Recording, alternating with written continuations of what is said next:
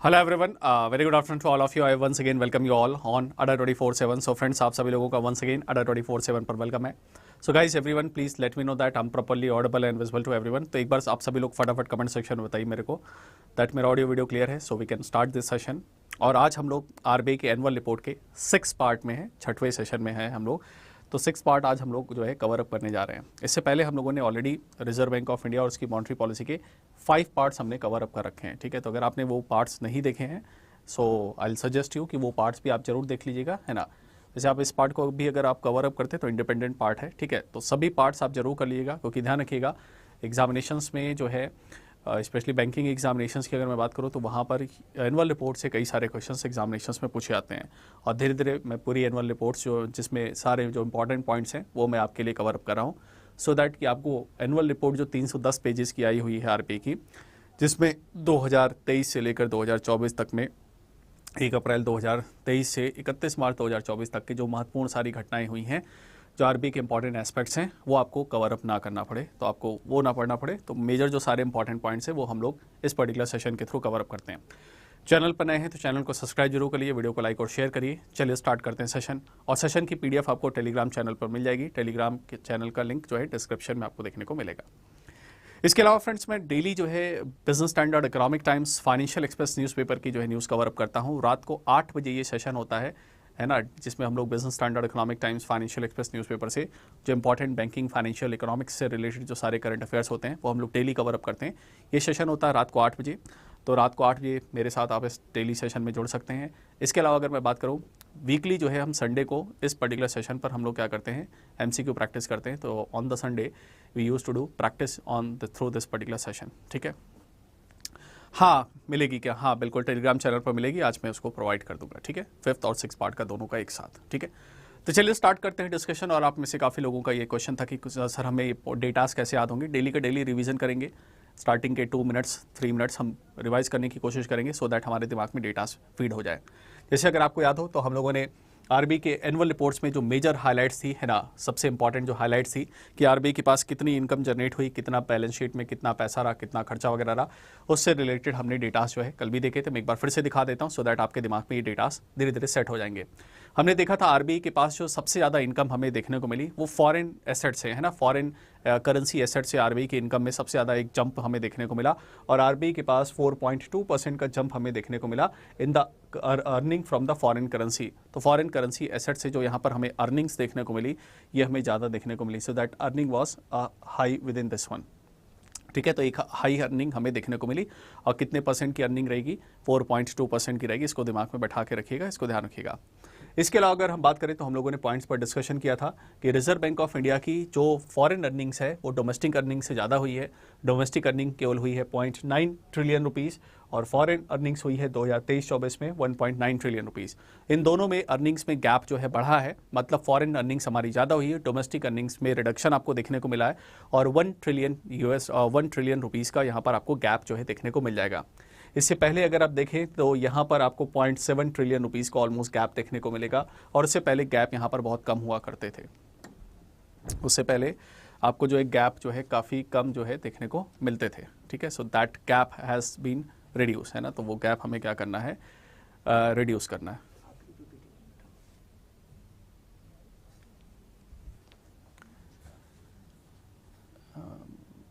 करो ये लोगो, ठीक है। तो इसको ध्यान रखिएगा। तो यहाँ पर अर्निंग्स की अगर बात करें, सो दैट अर्निंग हैज़ इंक्रीज्ड, है ना। तो यहाँ पर अर्निंग्स अगर हम देखें तो यहाँ पर अर्निंग्स का गैप जो है यहाँ पर वाइडन हुआ है ना। तो ये पर्टिकुलर अर्निंग्स में आपको गैप यहाँ पर देखने को मिला। So the gap has been reduce, ठीक है। तो यहाँ पर पहले गैप कम था बट अब ये वाइडन हो गया। तो 1 ट्रिलियन, ध्यान रखिएगा, 1 ट्रिलियन रुपीज़ का गैप आपको देखने को मिलेगा। नेक्स्ट वन, अगर हम ग्रोथ प्रोस्पेक्टिव से अगर बात करें तो आरबीआई की जो इनकम है, आरबीआई की जो ओवरऑल इनकम है उसमें आपको 17% का आपको जंप देखने को मिलेगा। So overall how much percent reserve bank of India's income basically jump, so 17% का आपको जंप देखने को मिलेगा 2023-24 में। टोटल अगर अमाउंट की हम बात करें इन ट्रिलियन रुपीज़ तो 2.76 ट्रिलियन रुपीज़ आपको देखने को मिलेगा। 2.76 ट्रिलियन रुपीज़ का यहाँ पर जंप हमें जो है देखने को मिल रहा है। So that amount of percentage we are having here, ठीक है। तो ये परसेंटेज हमें यहाँ पर देखने को मिल रहा है, दैट इज 17% का जंप यहाँ पर है, ठीक है। तो ये भी डेटा हमने ध्यान रखा था। ठीक है, ये डेटा मैंने कल भी बताया था और डेली में थोड़ा सा आपको बताता रहूंगा तो आपके दिमाग में सेट हो जाएगा। आरबीआई की बैलेंस शीट कितने परसेंट के साथ ग्रो की थी, आपके दिमाग में सेट हो गया होगा सर 11.1% के साथ आरबीआई की बैलेंस शीट 2023-24 में ग्रो की है। और अगर हम बात करें 70.5 ट्रिलियन रुपीस जो है ओवरऑल इसकी बैलेंस शीट का साइज रहा। एक्सपेंडिचर जो है काफ़ी आरबीआई के खर्चों में गिरावट देखने को मिला और उस गिरावट में सबसे बड़ा अमाउंट था लोन की प्रोविजनिंग।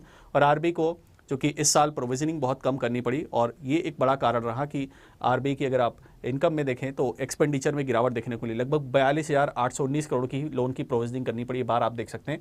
इससे पहले 1,30,875 करोड़ रुपए की प्रोविजनिंग करनी पड़ी थी। तो प्रोविजनिंग अमाउंट घटा है और इसीलिए आरबीआई का खर्चा भी घटा है।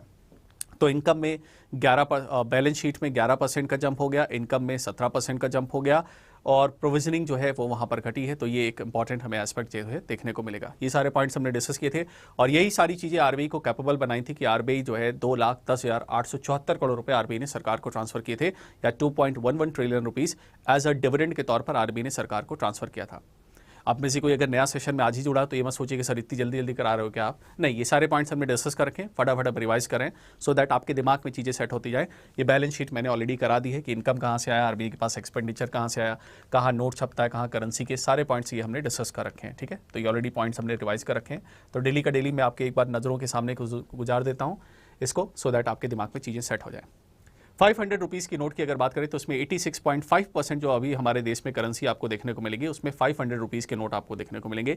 ओवरऑल वैल्यू की अगर बात करें तो 30.8 ट्रिलियन रुपीज़ जो है 30.8 ट्रिलियन जो है वैल्यू आपको जो है देखने को मिलेगी 500 रुपये के नोटों की। 86.5% आपको देखने को मिले।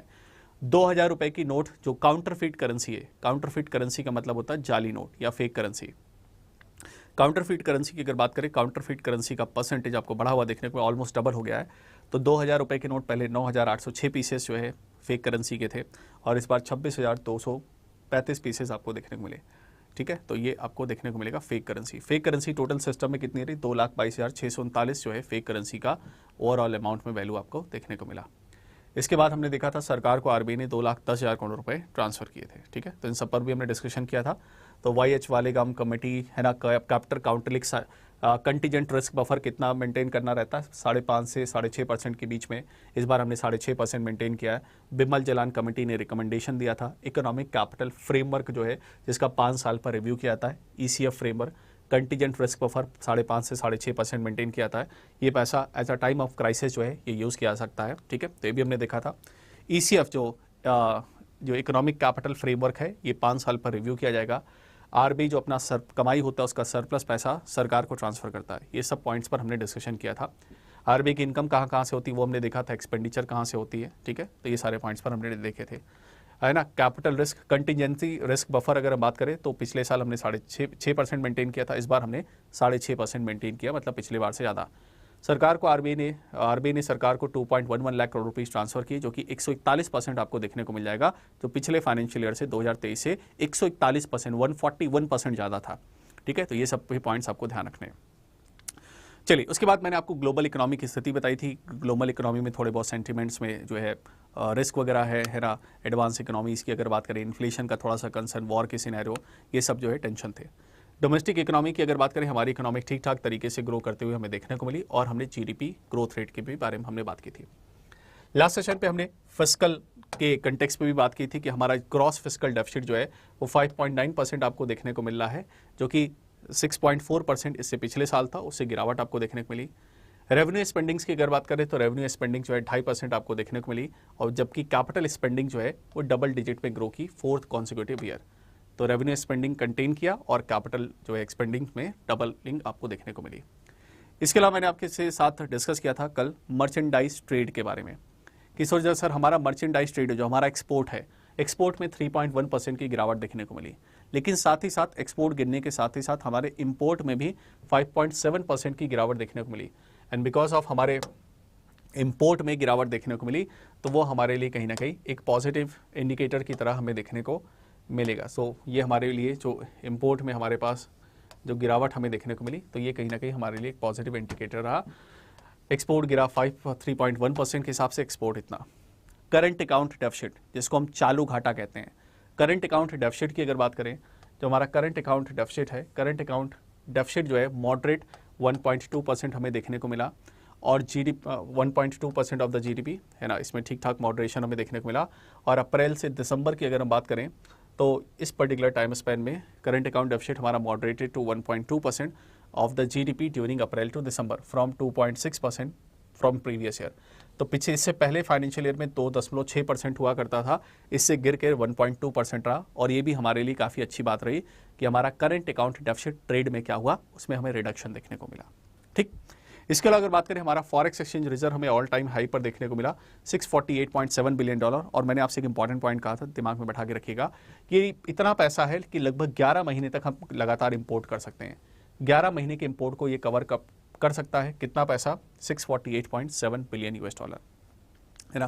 तो ये इतना पैसा है, इतना विदेशी मुद्रा का भंडारण है कि जो हमारा लगभग 11.5 महीने तक का काम चला सकता है। ये सारी बातें हमने अभी तक फिलहाल डिस्कस की थी। ठीक, सेशन पिछले जो है डिटेलिंग में जरूर कर लीजिएगा। बार बार मैं कहता हूं कि यहाँ से इंपॉर्टेंट क्वेश्चंस बनेंगे एग्जाम में, and revision is the only things through which ये जो आप फिगर्स हैं, नंबर्स हैं, ये डेटास आप ध्यान रख सकते हैं। ठीक है, क्योंकि डेटा बेस्ड क्वेश्चंस एग्जाम्स में बनेंगे और काफ़ी डेटा बेस्ड क्वेश्चंस पूछे आते हैं, एंड उस कंटेक्स्ट में इस बात को ध्यान रखिएगा। चलिए आगे बढ़ते हैं आज के सेशन में, और इंपॉर्टेंट एस्पेक्ट पर हम लोग जो है डिस्कशन अपना करते हैं। ठीक है, तो ये सब हमने देखा था। इसके अलावा हमने बात किया था फाइनेंशियल इंक्लूजन एंड डिजिटाइजेशन, ये एस्पेक्ट हमारा स्टार्ट हुआ था, जिसमें मैंने कल आपसे फाइनेंशियल इंक्लूजन इंडेक्स क्या होता है ना। फाइनेंशियल इंक्लूजन अगर हम बात करें तो बैंकिंग की facility at the affordable cost to each and every segment of the society. समाज के हर वर्ग तक बैंकिंग की सुविधा अफोर्डेबल कॉस्ट में, सस्ते दरों में समाज के हर वर्ग तक पहुंचाना है। ये हमारा मिशन है, जिसको हम लोग फाइनेंशियल इंक्लूजन मिशन कहते हैं। वित्तीय समावेश के साथ साथ हमें डिजिटलाइजेशन पर भी फोकस करना है। तो आरबीआई हमारे देश में 2 इंपॉर्टेंट इंडेक्स लॉन्च करता है, जिसकी मदद से हम ये देख पाते हैं कि हमारे देश के अंदर फाइनेंशियल इंक्लूजन कितना ज़्यादा बढ़ा है, और साथ ही साथ हम ये भी जानना चाहते हैं कि हमारे देश में डिजिटल पेनिट्रेशन, मतलब डिजिटल पेमेंट्स कितना ज़्यादा बढ़ा है। तो डिजिटल पेमेंट्स में हम कितना अच्छा कर रहे हैं, उसको नापने के लिए डिजिटल पेमेंट इंडेक्स, और फाइनेंशियल इंक्लूजन को मेजर करने के लिए कि फाइनेंशियल इंक्लूजन में हमने कितना अच्छा किया, उसके लिए हमारे पास फाइनेंशियल इंक्लूजन इंडेक्स हमें देखने को मिलता है। And because of financial inclusion index में हमने अच्छा किया, इससे पहले वाले अगर हम ईयर में देखें तो 56.4 हमारा फाइनेंशियल इंक्लूजन इंडेक्स था मार्च 2022 में, और मार्च 2022 की तुलना में हमने मार्च 2023 में अच्छा किया, और 60.1 हमें फाइनेंशियल इंक्लूजन इंडेक्स हमें देखने को मिला। और ये कहीं ना कहीं पॉजिटिव इंडिकेटर है कि डिजिटल पेमेंट्स हमारे देश में जो फाइनेंशियल इंक्लूजन है वो काफ़ी डीप हो रहा है, और ज़्यादा से ज़्यादा लोगों को हम बैंकिंग एंड फाइनेंशियल सर्विसेज अच्छे से प्रोवाइड कर पा रहे हैं। इसके अलावा एक और बहुत महत्वपूर्ण बात हुई यहाँ पर, rapid momentum of online and retail e commerce है। हमारे देश में ऑनलाइन और e commerce platform, online shopping है, ऑनलाइन रिटेल पेमेंट है, इसमें काफ़ी लोगों ने बढ़ चढ़ के क्या किया, हिस्सा लिया। इसके अलावा बात करें कार्ड के ट्रांजैक्शंस भी यहाँ पर आपको बढ़ते हुए देखने को मिले, जब से सबसे इंपॉर्टेंट योगदान जो रहा वो यूपीआई का रहा, तो कार्ड के ट्रांजैक्शंस भी बढ़े। With a significant growth of Bharat bill payment system, लोगों ने बिल्स बहुत सारे पेमेंट्स किए ऑनलाइन, तो लोगों का ऑनलाइन बिल पेमेंट वाला जो करने का जो सिस्टम है वो भी यहाँ पर आपको बढ़ा हुआ देखने को मिला। इसके अलावा यूपीआई ट्रांजैक्शन की अगर बात करें तो जितने भी हमारे डिजिटल पेमेंट ट्रांजैक्शन हुए उसमें यूपीआई का सबसे क्रूशियल रोल आपको देखने को मिल जाएगा। तो अगर हम यूनिफाइड पेमेंट इंटरफेस की बात करें, यूपीआई जो है, यूपीआई ने सरपास किया almost 13 billion transaction in a single month of March 2024। तो मार्च 2024 में लगभग 13 बिलियन ट्रांजैक्शन जो है वो यूपीआई ने क्रॉस किया, और ये भी अपने आप में एक अच्छा अचीवमेंट था।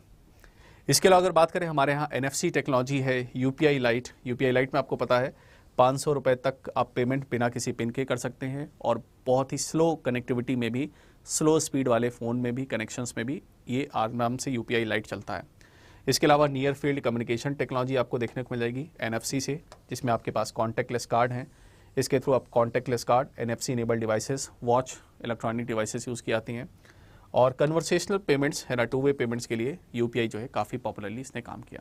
ठीक है, तो ये सब बातें भी हमने जो है बात की थी। ठीक, अब चलिए मैं आपको एक इंटरेस्टिंग डेटा दिखाता हूँ जो आरबीआई के जो है रिपोर्ट के अंदर दिया गया है। ठीक है, इस चार्ट को हम एनालिसिस करते हैं। ठीक है, कल हमने इस पर बात नहीं की थी, आज हम इस पर डिस्कशन करने वाले हैं। ठीक है, चलिए फोकस करिएगा इस पर। ये आरबीआई ने एक चार्ट दिया है फाइनेंशियल इंक्लूजन इंडेक्स और उसके सब इंडेक्सेस का। अगर आपको याद हो फ्रेंड्स, तो मैंने आपको अच्छे से बताया था कि जो फाइनेंशियल इंक्लूजन इंडेक्स है, वो क्या करता है, फाइनेंशियल इंक्लूजन इंडेक्स से हमें ये पता चलता है कि हमारे देश में वित्तीय समावेश या फाइनेंशियल की फैसिलिटीज़ कितनी बेहतरीन तरीके से हमने प्रोवाइड की, और इसके सब इंडिकेटर्स थे। अगर आपको कल का सेशन याद हो अच्छे से, मैं थोड़ा सा आपको रिकॉल कराता हूँ। तो फाइनेंशियल इंक्लूजन इंडेक्स के हमने यहाँ पर हमारे 3 मेजर इंडिकेटर्स थे। कौन कौन थे याद करिए। एक था हमारे पास फैक्टर एक्सेसिबिलिटी, कि फाइनेंशियल सर्विसेज कितनी ज़्यादा लोगों के पास अवेलेबल हैं, तो उसको हम एक्सेसिबिलिटी कहते हैं। दूसरा हमारा फीचर कहलाता है यूजेस, जो लोग कितना उसको यूज़ करें। तो एक्सेसिबिलिटी को याद हो आपको, हमने 35% वेटेज दिया था, यूजेस को हमने दिया था 45% का वेटेज। और तीसरा हमारा है क्वालिटी, क्वालिटी वहाँ पर कैसी है उसको हमने 20% का वेटेज दिया था। इस तरीके से फाइनेंशियल इंक्लूजन इंडेक्स के अंदर हमारे 3 मेजर इंडिकेटर्स जो हम यूज़ करते हैं। ठीक है, तीनों इंडिकेटर्स मैं आपको दिखाता हूँ। जैसे फाइनेंशियल इंक्लूजन का एक्सेस कितना ज़्यादा हो रहा है, लोग कितना ज़्यादा उसकी एक्सेसिबिलिटी यूज़ करें, उसको हमने 35% वेटेज दिया था। फाइनेंशियल इंक्लूजन का यूजेस कितना ज़्यादा हो रहा है, लोग कितना यूज़ कर रहे हैं, वो ग्रीन बार से ये यहाँ शो किया गया। और फाइनेंशियल इंक्लूजन की जो क्वालिटी है उसको 20% हमने वेटेज दिया था, तो क्वालिटी परफॉर्मेंस है। और ये जो ब्लू कलर की लाइन है ये आपको फाइनेंशियल इंक्लूजन इंडेक्स दिखाएगा। तो फाइनेंशियल इंक्लूजन इंडेक्स हमने भले 2021 में लॉन्च किया, लेकिन मैंने आपको बताया था हमने बेस कंसीडर किया था 2017। तो 2017 में अगर आप फाइनेंशियल इंक्लूजन इंडेक्स देखें तो ये 43.4 आपको देखने को मिलेगा। और मैंने आपसे कहा था कि जो फाइनेंशियल इंक्लूजन इंडेक्स की स्केल होती है, जो FI स्केल होती है, फाइनेंशियल इंक्लूजन इंडेक्स की जो स्केल होती है, इसकी जो स्केल होती है ये होती है बिटवीन 0 to 100, है ना। इसकी मिनिमम वैल्यू कितनी होती है इस स्केल की, मिनिमम वैल्यू होती है 0 और मैक्सिमम वैल्यू कितनी होती है 100। और ये मान लेते हैं यहाँ पर 50 पॉइंट मान लेते हैं बीच में। अगर जो है आपके कंट्री के अंदर, अगर हमारे देश के अंदर हम 0 की तरफ स्कोर आ रहा है, तो इसका मतलब होता है कंप्लीट फाइनेंशियल एक्सक्लूजन। मतलब इसका मतलब क्या है कि लोग बैंकिंग सुविधाओं से हम नहीं जोड़ पा रहे हैं, इसका मतलब फाइनेंशियल एक्सक्लूजन है, लोगों को फाइनेंशियल सर्विसेज बैंकिंग फैसिलिटी से हम नहीं जोड़ पा रहे हैं।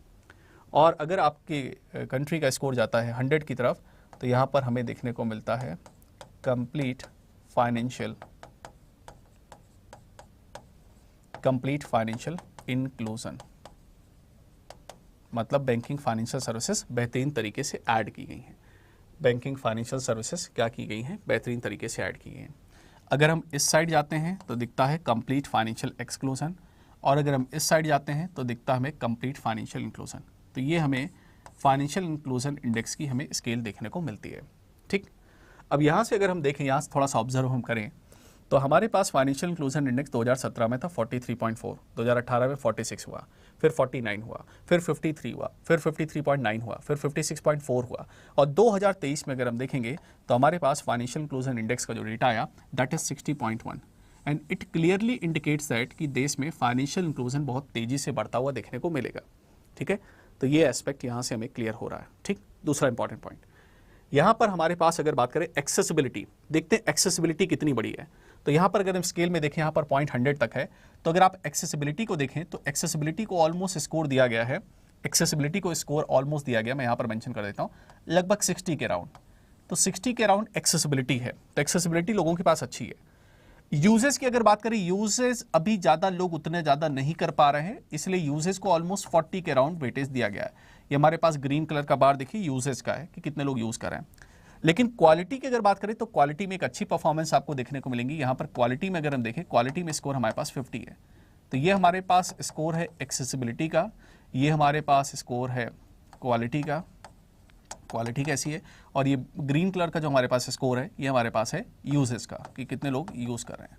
ये आपको डिफरेंट मैट्रिसेस पर ये इंडिकेटर दिखाया गया, एंड ये चीज़ क्लियरली इंडिकेट कर रहा है कि हमारे पास हमारे देश के अंदर फाइनेंशियल इंक्लूजन बेहतरीन तरीके से बढ़ा है। देखिए समझ में आ रहा है कि नहीं आ रहा। देखिए जो इंपॉर्टेंट एस्पेक्ट्स हैं आपके एग्जामिनेशन पर्सपेक्टिव से, वो मैंने सारी चीज़ें यहाँ पर आपके लिए ऐड कर ली हैं, ताकि आपको बहुत मत्था ना मारना पड़े। और जो भी इंपॉर्टेंट ग्राफ्स हैं, आरबीआई ने एनालिसिस दे रखी हैं, वो सारी की सारी एनालिसिस मैं आपके लिए कवर कर रहा हूँ। ठीक है, तो यहाँ पर देखिए कोई क्वेश्चन है, कोई डाउट है, पूछिए, फिर आगे बढ़ते हैं। Late me no in the comment section.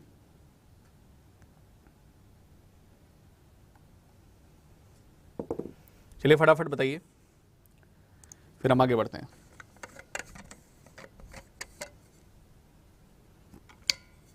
हाँ, monthly current affair and monthly PDF will provide.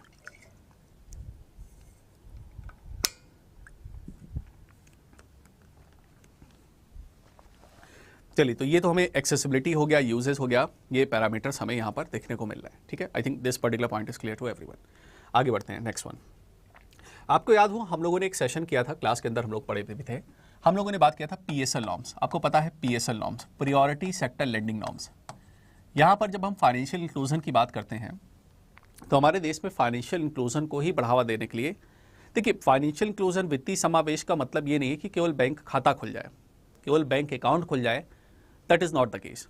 Financial, जब हम बात करते हैं फाइनेंशियल इंक्लूजन को, तो that is very vast context, वो बहुत एक बड़ा उसका कंटेक्स है, उसका एक बड़ा मीनिंग होता है कि आपका बैंक अकाउंट फैसिलिटी तो खुले ही, साथ ही साथ बैंकिंग सर्विसेज भी हो, लोगों के पास क्रेडिट फैसिलिटी भी है, लोगों तक पैसे भी उधार में पहुंच पाए, इसके अलावा इंश्योरेंस फैसिलिटीज़, बाकी अदर फैसिलिटीज़ भी उन तक पहुंचे।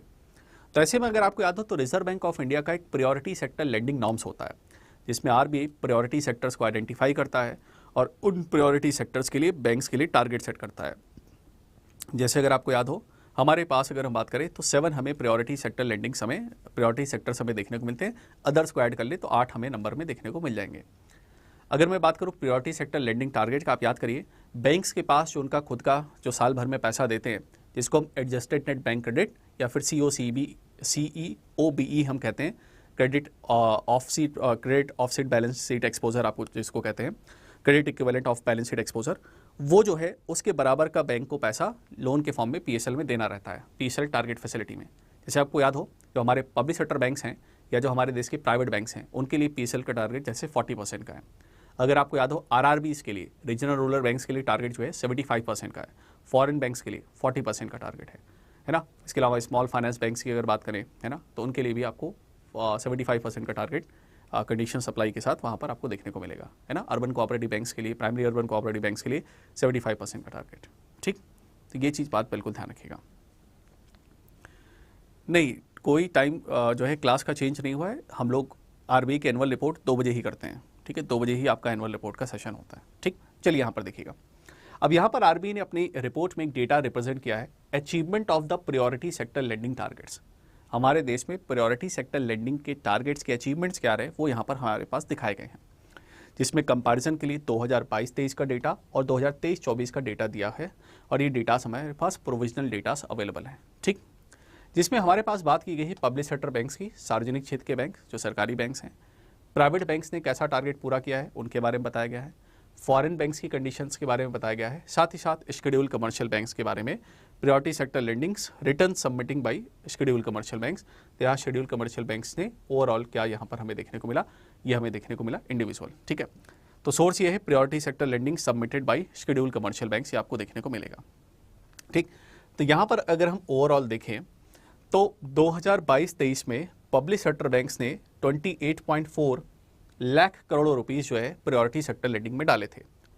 ओवरऑल अगर हम टारगेट की बात करें तो 43.7% ऑफ देयर एएनबीसी इन्होंने पैसा दिया था। ठीक है, तो पब्लिक सेक्टर बैंक्स की, ओवरऑल पब्लिक सेक्टर बैंक्स की अगर बात करें तो हाँ ठीक है, 40% का टारगेट था और उससे अच्छा इन्होंने किया, 43.7% पैसा प्रायोरिटी सेक्टर लेंडिंग में दिया। इस बार की अगर बात करें थोड़ा सा यहाँ पर डिप देखने को मिला, लेकिन अमाउंट बढ़ा है, 32.2 लाख करोड़ रुपीस जो है प्रायोरिटी सेक्टर लेंडिंग में पब्लिक सेक्टर बैंक्स ने, सरकारी बैंकों ने पैसा बांटा है, जिसमें अगर बात करें एडजस्टेड बैंक क्रेडिट का 43.4% पैसा जो है लोन में दिया गया। ठीक, आगे बढ़ते हैं। प्राइवेट सेक्टर बैंक्स की बात करें, इन्होंने लास्ट ईयर जो है, लास्ट फाइनेंशियल ईयर में 19.5 लाख करोड़ रुपीस जो है डिस्ट्रीब्यूट किए थे, लगभग 45.5% टारगेट पूरा किया था। लेकिन इस बार पब्लिक सेक्टर बैंक्स की परफॉर्मेंस अप रही, पब्लिक सेक्टर बैंक्स ने परफॉर्मेंस बढ़ाई है और पिछले के कंपेरेटिवली अमाउंट में भी बढ़े, साथ ही साथ परसेंटेज इन्होंने 48.1% जो है यहाँ पर प्रायोरिटी सेक्टर लेंडिंग का टारगेट पूरा किया है। तो मतलब जो उनकी एएनबीसी का 48.1% उन्होंने पैसा प्रायोरिटी सेक्टर लेंडिंग में दिया है, and that's a good indication for us. Foreign banks की अगर बात करें तो फॉरेन बैंक्स ने 2.3 लाख करोड़ रुपीस केवल दिए थे, 42.8%। इस बार इनके में आपको डिप देखने को मिलेगा, तो अमाउंट तो लगभग उतना ही है, बट परसेंटेज की बात करें तो इनका जो परसेंटेज एक्सपोजर है वो थोड़ा सा गिरा है। तो पब्लिक सेक्टर बैंक्स का थोड़ा सा गिरा है, बट अमाउंट बढ़ा है, बट ओवरऑल एक्सपोजर गिरा है।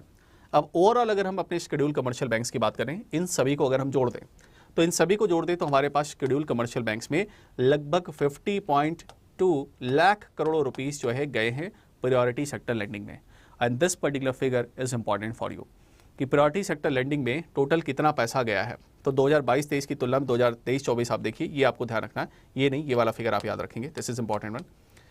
ओवरऑल अगर हम बात करें तो हमारे शेड्यूल कमर्शियल बैंक्स ने 59.1 लाख करोड़ों रुपीस जो है वो प्रायोरिटी सेक्टर लेंडिंग में प्राथमिकता क्षेत्रों में दिए हैं, जिसमें अगर हम परसेंटेज की बात करें तो उनके ANBC adjusted net bank credit का लगभग 45% पैसा यहाँ पर दिया गया है। और ये एक बहुत अच्छा इंडिकेटर है कि यार 40% का हमारा टारगेट है शेड्यूल कमर्शियल बैंक्स के लिए, ऑलमोस्ट देखें तो सभी के लिए 40% का टारगेट है, लेकिन इन्होंने टारगेट से ज़्यादा पैसा प्राथमिकता क्षेत्रों में दिया है, and that's a good indicator for the financial inclusion prospective. तो क्या हमें ध्यान रखना है यहाँ पर, achievement of the priority sector lending target, PSL targets का हमें अचीवमेंट ध्यान रखना है कि PSL के टारगेट की अगर बात करें तो 2023-24 के हिसाब से अगर आप देखें तो 45.1% ऑफ ANBC बैंक्स ने, शेड्यूल कमर्शियल बैंक्स ने पैसा प्राथमिकता क्षेत्रों में दिया है, जिसमें ओवरऑल अमाउंट की अगर बात करें तो 59.1 लाख करोड़ रुपीस या 59.1 ट्रिलियन रुपीस जो है वो पैसा प्रायोरिटी सेक्टर लेंडिंग्स में जो है दिया गया है। और ये इंडिकेट करता है कि हाँ, yes, they are basically doing good within the financial inclusion aspect, कि फाइनेंशियल इंक्लूजन एस्पेक्ट पर ये लोग क्या है अच्छा करते हुए आपको देखने को मिल रहे हैं। यहाँ तक किसी का कोई सवाल हो, कोई डाउट हो, कोई क्वेश्चन हो, पूछिए। इससे पहले जो है 50.2 लाख करोड़ रुपीस ही दिया था और 44.2% टारगेट पूरा किया था, इस बार 45.1%, and that's quite impressive from the schedule commercial bank overall. Public sector banks का थोड़ा सा डिप हुआ, पिछली बार 43.7% का टारगेट पूरा किया था, इस बार 43.4 का टारगेट यहाँ पर पूरा हुआ है। आ रहा समझ में? चलिए आगे बढ़ते हैं, नेक्स्ट वन मूव करते हैं आगे, ठीक है। तो हमने प्रायोरिटी सेक्टर लेंडिंग का टारगेट देखा। अब यहाँ पर ओवरऑल हमारे यहाँ पर फाइनेंशियल इंक्लूजन को लेकर एक बहुत ही डिटेल यहाँ पर डेटास दिए हुए हैं, ठीक है। मैं इसकी एनालिसिस आपको कराऊंगा, बट अभी आगे कुछ और पॉइंट समझ लें तब हम समझ पाएंगे इसको, ठीक है। फाइनेंशियल इंक्लूजन इंडेक्स को तो हमारे पास है ही, लेकिन फाइनेंशियल इंक्लूजन इंडेक्स जब 2021 में हमने लॉन्च किया तो इस चीज़ को और अच्छे से देखने के लिए RBI ने अपने पास एक बढ़िया बेहतरीन कलरफुल डैशबोर्ड लॉन्च किया, जिसमें RBI को उस डैशबोर्ड पर बेहतरीन तरीके से सब कुछ फाइनेंशियल इंक्लूजन का डेटा दिखता रहे। उस RBI के डैशबोर्ड को, जो कि जून 2023 में लॉन्च किया गया था, उसको हम अंतर्दृष्टि प्लेटफॉर्म कहते हैं। अंतर्दृष्टि, दिव्य दृष्टि आपको पता है, जिसमें आप अच्छे से देख सकें, सब कुछ अच्छे से देख सकें। अंतर्दृष्टि मतलब अंदर जो है क्या चल रहा फाइनेंशियल इंक्लूजन मिशन के अंदर, उन सबको अच्छे तरीके से RBI ऑब्जर्व कर सके। तो उसके पास एक बहुत बढ़िया कलरफुल प्लेटफॉर्म RBI ने लॉन्च किया अपने लिए, जिसका नाम है अंतर्दृष्टि प्लेटफॉर्म। और अंतर्दृष्टि प्लेटफॉर्म कब लॉन्च किया गया था? जून 2023 में। तो आपसे डायरेक्ट एक क्वेश्चन एग्जाम के लिए, व्हाट इज अंतर्दृष्टि platform of the reserve bank of India, what is the objective of अंतर्दृष्टि प्लेटफॉर्म? तो फाइनेंशियल इंक्लूजन ये डैशबोर्ड है, ये अंतर्दृष्टि प्लेटफॉर्म बेसिकली क्या है? ये एक डैशबोर्ड है फाइनेंशियल इंक्लूजन को नापने के लिए, जिसमें एक्सेसिबिलिटी है, यूजेज है और साथ ही साथ क्वालिटी, तीनों की तरह की चीज़ों को यहाँ पर ये रिप्रेजेंट करते हुए आपको देखने को मिलेगा अंतर्दृष्टि प्लेटफॉर्म, ठीक है। तो चलिए बात करते हैं यहाँ पर ये अंतर्दृष्टि प्लेटफॉर्म बेसिकली किस लिए है and why it is basically going to function. तो देखिए यहाँ पर, तो फाइनेंशियल इंक्लूजन जो है अंतर्दृष्टि हमें देखने को मिलेगा। This one was launched on June 2023। जून 2023 में ये जो अंतर्दृष्टि प्लेटफॉर्म है ये बेसिकली लॉन्च किया गया था। इट वाज लॉन्च इन जून 2023, अंतर्दृष्टि प्लेटफॉर्म। और ये बेसिकली क्या है, अच्छे से दिमाग में बैठा लीजिएगा, ये फाइनेंशियल इंक्लूजन डैशबोर्ड है। ये फाइनेंशियल इंक्लूजन डैशबोर्ड क्या होता है? जिसमें आप ऑनलाइन पोर्टल होता है, जिसमें आप सभी चीज़ें आपको बेहतरीन तरीके से दिख सकें। ये क्या करेगा? ये स्ट्रेंथ प्रोवाइड करेगा policy insight for assessing, for access कर सके, फॉर एसेस कर सकें data and monitoring of the progress, कि हमारे जो वित्तीय जो समावेश है उसकी प्रोग्रेस कितनी अच्छे से चल रही है, जो कि फाइनेंशियल इंक्लूजन को जो कैप्चर करने वाले जो हमारे ब्रॉड पैरामीटर के डेटास हैं। आपको याद हो फाइनेंशियल इंक्लूजन की कौन कौन से डेटास हमें देखना है? ब्रॉड 3 पैरामीटर है जो फाइनेंशियल इंक्लूजन इंडेक्स के अंदर यूज़ करते हैं। एक तो एक्सेसिबिलिटी, कितने लोगों तक फाइनेंशियल फैसिलिटीज़ हैं, उसका यूजेज कितने लोग कर रहे हैं, और उसकी क्वालिटी कितनी है। इन 3 पैरामीटर को हमें क्या करना है? मेजर करना है। और इन तीनों पैरामीटर्स को हम क्या करेंगे? अंतर्दृष्टि प्लेटफॉर्म पर RBI के अच्छे तरीके से ऑब्जर्व करेगा RBI, और इसको RBI अच्छे तरीके से देख सकता है। तो ये एक प्लेटफॉर्म RBI ने अपने लिए लॉन्च किया था, Antardrishti platform for the financial inclusion. आ रहा समझ में, Antardrishti platform for the financial inclusion from the reserve bank of India side, है ना। तो अंतर्दृष्टि किस लिए है? For the financial inclusion and digitisation. ठीक है, चलिए आगे बढ़ते हैं, कुछ और देखते हैं। ये देखिए यहाँ पर मैंने आपके लिए न्यूज़ भी ऐड कर दी, उस समय की न्यूज़ भी मैंने ऐड कर दी। जून की अगर बात करें तो 5 जून को आरबीआई ने लॉन्च किया था, the RBI's governor launches financial inclusion dashboard that is अंतर्दृष्टि, है ना आरबीआई के गवर्नर साहब ने लॉन्च किया था। और ये प्रोवाइड करेगा required assessment, access and monitor करेगा progress of financial inclusion by capturing relevant parameter, जो कि आरबीआई जो है डेटास को जिनको यूज़ करना चाहता है। ठीक है, ये ऑलरेडी मैंने पॉइंट वहाँ ऐड कर दिया है। ठीक है, इंग्लिश हिंदी दोनों में ऐड करते चल रहा हूँ ताकि आप इसको पढ़ें दोबारा तो आपको पढ़ने में कोई दिक्कत ना हो। और याद रखिएगा यहाँ से क्वेश्चंस आएंगे। अगर आपसे पूछ लिया आरबीआई की अंतर्दृष्टि प्लेटफॉर्म क्या है और आप आके फिर ये कहते हो ना कि सर वो तो 2023 का करंट अफेयर पूछ लिया था, जून 2023 का, तो उसने बेटा जून 2023 का करंट नहीं अफेयर पूछा है। उसने आरबीआई ने एनुअल रिपोर्ट जारी की है और चूंकि एनुअल रिपोर्ट के अंदर पिछले पूरे फाइनेंशियल ईयर में जो कुछ भी आरबीआई ने किया है वो सबके बारे में लगभग इन्फॉर्मेशन है, तो वो चीज़ पूछा है और वो चीज़ एग्जामिनर चेक कर रहा है कि आपने एनुअल रिपोर्ट पढ़ी है कि नहीं पढ़ी है। So that they are indirectly checking. तो अगर पिछले 1 साल का अगर बैंकिंग का करंट अफेयर्स का अगर डेटा यहाँ से उठा के पूछा जाता है आपसे, तो आप बिल्कुल सरप्राइज मत होइएगा कि अरे सर ये कहाँ से आ गया। तो वो सब कुछ सीधे यही होगा कि सर एनुअल रिपोर्ट से आया था। ठीक है, तो फाइनेंशियल इंक्लूजन डैशबोर्ड है जिसका नाम है क्या? अंतर्दृष्टि। ठीक है, चलिए आगे बढ़ते हैं।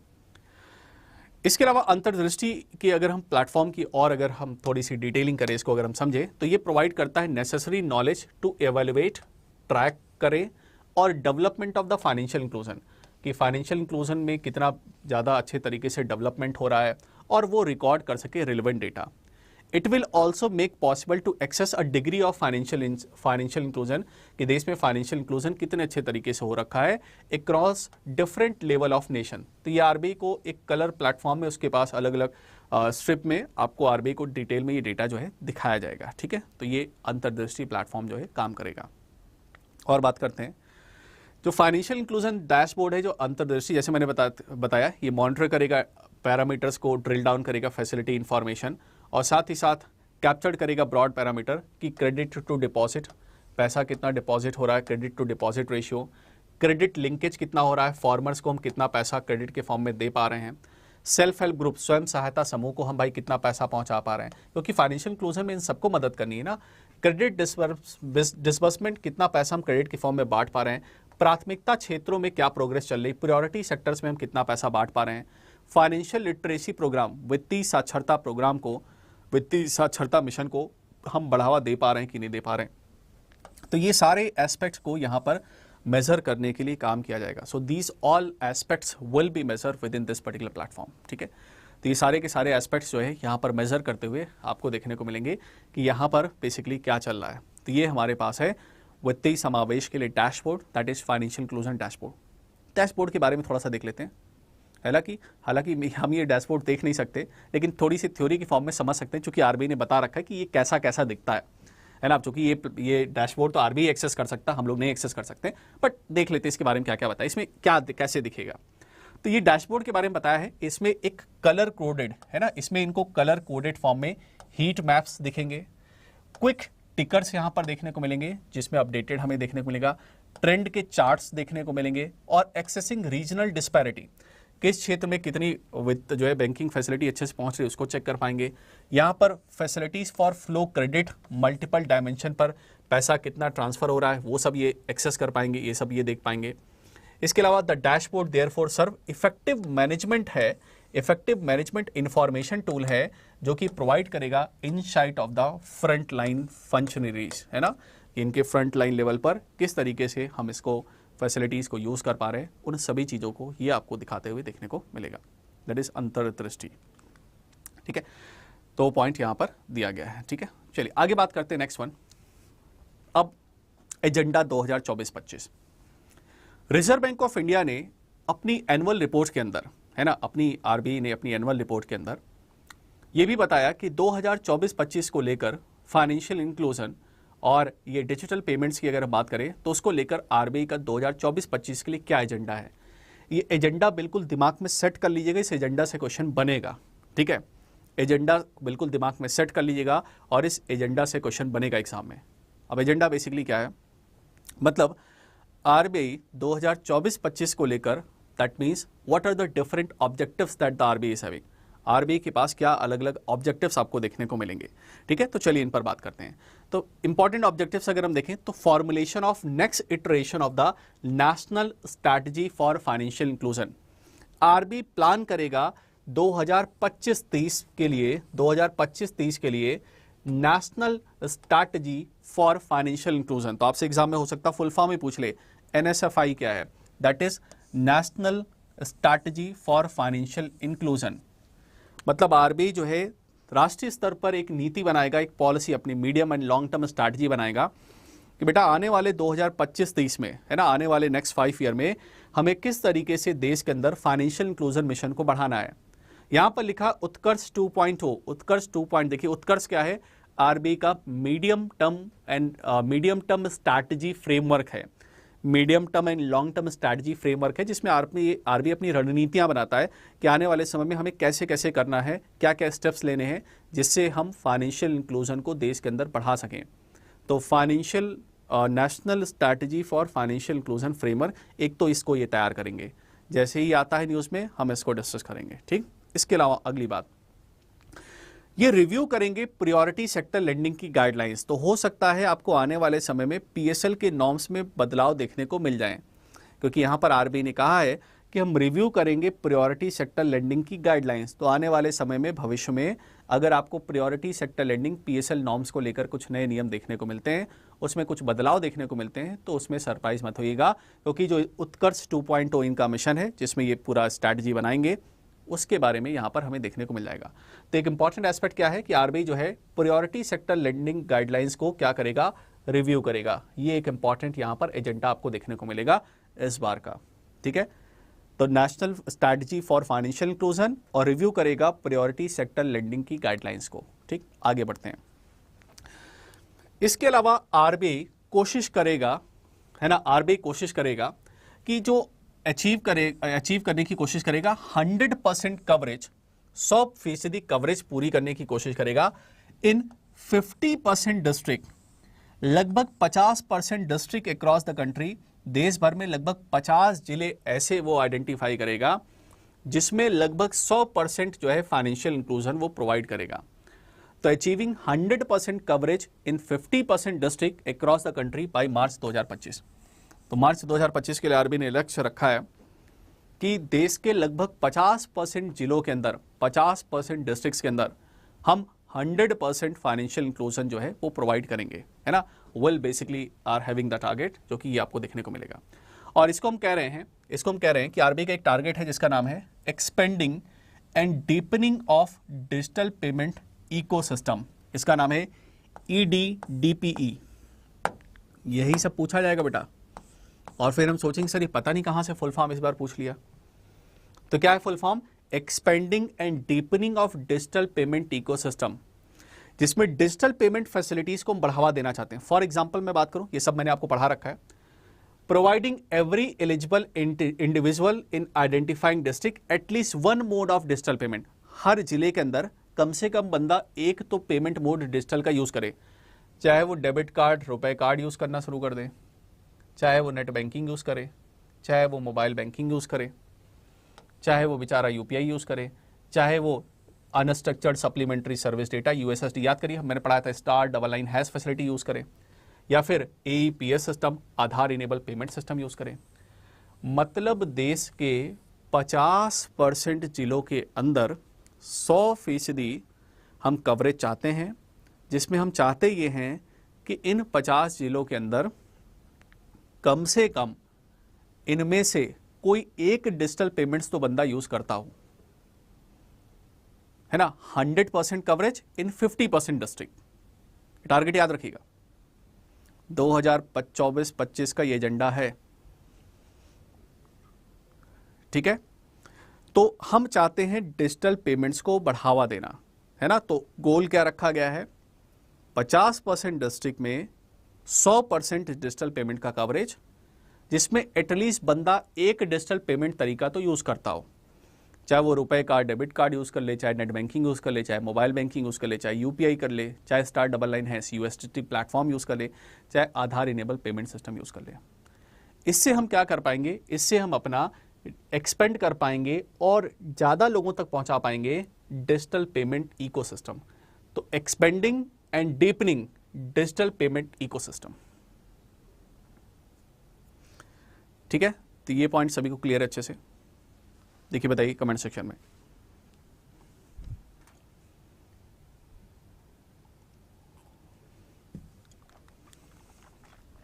चलिए आगे बात करते हैं, नेक्स्ट वन।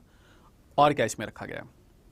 आरबीआई कह रहा है कि enhancing the effectiveness of lead bank scheme, lead bank scheme को और इफेक्टिव बनाने के लिए आरबीआई काम करेगा। अब ये फॉर ग्रेटर फाइनेंशियल इंक्लूजन। अब ये देखिए लीड बैंक स्कीम क्या है। देखिए सिंपल सी बात है, क्लास के अंदर देखिए एक एग्जांपल लेते हैं,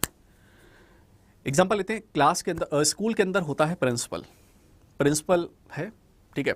प्रिंसिपल के बाद स्कूल के अंदर बहुत सारे टीचर्स हैं, ठीक है। मैं आपको ग्राफिक्स बनाता हूं तो आपके दिमाग में सेट हो जाएगा, लीड बैंक का कंसेप्ट आपको समझ में आ जाएगा। ये आपका प्रिंसिपल,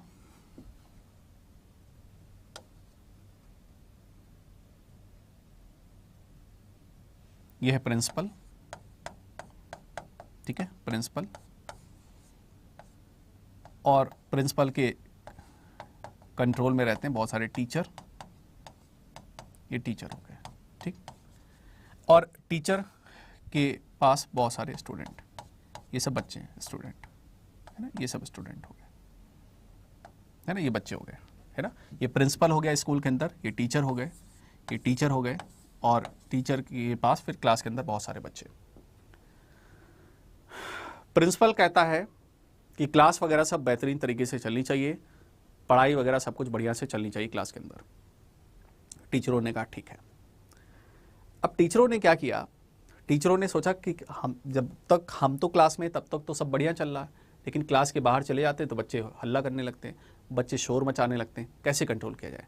तो उन्होंने जुगाड़ निकाला मॉनिटर वाला कंसेप्ट। तो इन्होंने क्लास में इतने सारे बच्चे हैं, इनमें से किसी दो को मॉनिटर बना दिया, है ना, 2 बॉयज से 2 गर्ल्स से मॉनिटर बना दिया गया, और इनको ठेका दे दिया गया कि जब हम क्लास के अंदर नहीं हैं तो तुम लोग क्लास का ध्यान रखोगे, क्लास में बातचीत नहीं होनी चाहिए, हल्ला नहीं होना चाहिए, कुछ अगर कोई गड़बड़ करता है तो नाम बता देना, हम फिर बात करेंगे बाकी बच्चों से। ऐसे ही मानिए ये आरबीआई है और ये टीचर हैं बैंक्स, है ना, ये टीचर हैं बैंक्स, और ये हम लोग हैं, बच्चे जो हैं ये हम लोग हैं, बैंकिंग सुविधाएं देनी है। तो बैंक क्या करता है, आपस में हर पर्टिकुलर एरिया में किसी एक बैंक को काम दे दिया था लीड बैंक का, जो कि मॉनिटर की तरह होता है। जैसे मान लेते हैं लखनऊ का एरिया है, वहां पर मान लेते हैं लीड बैंक का काम दे दिया गया एसबीआई को। एसबीआई की जिम्मेदारी क्या है कि उस एरिया में फाइनेंशियल इंक्लूजन मिशन का सारा काम सभी बैंक सही ढंग से कर रहे हैं कि नहीं, उस चीज को आपको दिखना है। वहां पर अगर कुछ गड़बड़ी होती है तो लीड बैंक वहां पर ऊपर रिपोर्ट कर देगा, और वो बात फिर आरबीआई तक चली जाएगी, और उस केस में वहां पर उसको जो है सुधार दिया जाएगा। तो इसको हम लीड बैंक कंसेप्ट कहते हैं। लीड बैंक स्कीम के थ्रू क्या होता है, आपको वहां पर हर पर्टिकुलर एरिया में डिस्ट्रिक्ट लेवल पर वहां पर एक पर्टिकुलर बैंक को लीड बैंक का दर्जा दे दिया था, कोई भी बैंक हो सकता हो, और वो इस एरिया में लीड बैंक का काम करता है, जो सारी रिपोर्ट्स है, डेवलपमेंट का काम है, सारी चीज़ें मॉनिटर करता है, ठीक है, लीडर की तरह। इसके अलावा strength of regulatory framework to bolster credit availability, और हम साथ ही साथ ये भी स्ट्रेंथ अपना फ्रेमवर्क मजबूत करेंगे ताकि जो माइक्रो स्मॉल मीडियम एंटरप्राइजेस हैं, जो एमएसएमई हैं, एमएसएमई के पास सही तरीके से फंडिंग्स वगैरह क्या की जा सके, पहुंचाई जा सके। तो एमएसएमईज के पास, माइक्रो स्मॉल मीडियम एंटरप्राइजेस का अच्छे तरीके से क्रेडिट अवेलेबिलिटी हो, इस बात की अभी हमें क्या रखना है, ध्यान रखना है, ठीक है। तो लीड बैंक वहाँ पर नेता की तरह काम करेगा, ठीक। चलिए अभी मैंने आप उत्कर्ष 2.0 के बारे में मैं आपको बता रहा था, चलिए उत्कर्ष देख लीजिए क्या है। रिजर्व बैंक ऑफ इंडिया ने फॉर्मुलेट किया है उत्कर्ष 2.0।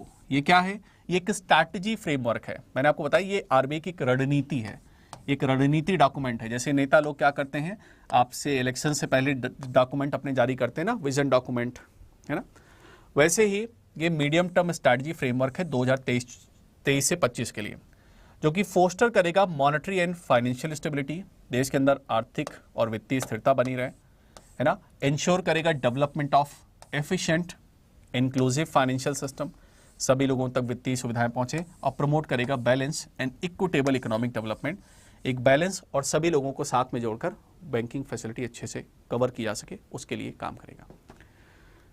तो ये आपको एजेंडा देखने को मिलता है 2025 का। तो फ्रेंड्स, पिछले सेशन में और आज के सेशन में हम लोगों ने बात की कि डिजिटल पेमेंट्स किस तरीके से काम करता है। लास्ट सेशन पे मैंने इंडेक्सेस के बारे में, डिजिटल पेमेंट इंडेक्स आपको बताया था, इसको जरूर देख लीजिएगा अच्छे से। और फाइनेंशियल इंक्लूजन इंडेक्स भी मैंने बताया था कि फाइनेंशियल इंक्लूजन इंडेक्स होता क्या है और किस तरीके से वो काम करता है, ये पॉइंट हमने सारे डिस्कस किए थे, ठीक है। तो PDF जो है सेशन के बाद आपको टेलीग्राम चैनल पर मिल जाएगी। चीज़ें रिवाइज अच्छे से कर लीजिएगा, revision is very very important, और मैं सेशन के पहले आपको डेली रिवीजन भी कराता रहता हूँ, तो सारे पॉइंट्स आप अच्छे से ध्यान रखिएगा, ठीक है। क्वेश्चन वगैरह भी हम करेंगे आगे, ठीक है। क्वेश्चंस भी मैं कराऊंगा, टेंशन मत लीजिए, पहले धीरे धीरे पढ़ लेते हैं, फिर क्वेश्चंस हम करेंगे। इसके अलावा जैसे मैंने आपको बताया, business standard, economic times, financial express newspaper पर हम डेली सेशन करते हैं। ये सेशन रात को डेली 8 बजे होता है। इसके अलावा अगर आप महापैक का हिस्सा हैं तो आप लक्ष्य फाउंडेशन बैच के साथ जुड़ सकते हैं, जिसमें banking, financial awareness, current affairs, ये सब बहुत हम डिटेल में डिस्कस करते हैं। इसके अलावा अगर मैं बात करूँ, है ना, लक्ष्य फाउंडेशन बैच, सभी फैकल्टीज़ के फाउंडेशन कोर्सेज, इंश्योरेंस के कोर्सेज, प्रैक्टिस बैचेस, ये सब कुछ आपको देखने को मिल जाएगा इस पर्टिकुलर बैंक महापैक के अंदर। कोड आपको यूज़ करना है Y856 to get the maximum discount. तो बैंक महापैक पे ध्यान रखिएगा, सभी बीमारी की एक दवा, जिसमें सभी कोर्सेज, अपकमिंग कोर्सेज, सारी चीज़ें आपको एक जगह देखने को मिल जाएंगी। चैनल पर नए हैं तो चैनल सब्सक्राइब जरूर करिएगा, वीडियो को लाइक और शेयर करिएगा। तभी के लिए इतना करते हैं। See you in the next session, till then bye bye, take care, thank you very much. Yes, absolutely, yes, moral